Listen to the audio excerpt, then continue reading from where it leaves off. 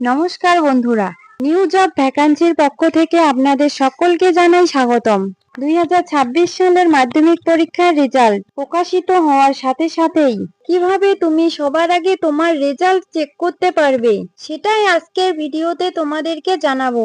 মাত্র 1 মিনিটের মধ্যেই তুমি নিজের বা অন্য কারোর রেজাল্ট খুব সহজে দেখে নিতে পারবে শুধু মোবাইল ফোন ব্যবহার করে। প্রথমেই তোমাদেরকে চলে আসতে হবে মোবাইলের যে কোনো একটি ব্রাউজারে।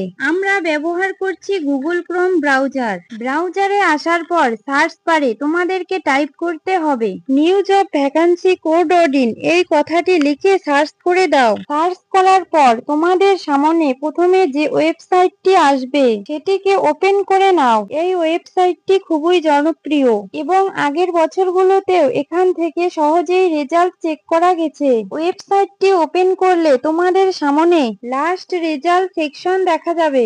এর নিচে বিভিন্ন পরীক্ষার রেজাল্টের অপশন থাকবে। যখন মাধ্যমিক রেজাল্ট প্রকাশিত হবে তখন এখানে তোমরা দেখতে পাবে ওয়েস্ট বেঙ্গল মাধ্যমিক রেজাল্ট 2026, এই অপশনের উপর ক্লিক করে দাও। এরপর নতুন একটি পেজ ওপেন হবে যেখানে উপরে লেখা থাকবে মাধ্যমিক রেজাল্ট 2026। এখানেই তোমাদের রেজাল্ট চেক করতে হবে। এখন তোমাদেরকে দুটি তথ্য দিতে হবে। প্রথমে মাধ্যমিক এডমিট কার্ডের রোল নাম্বার একসাথে লিখতে হবে।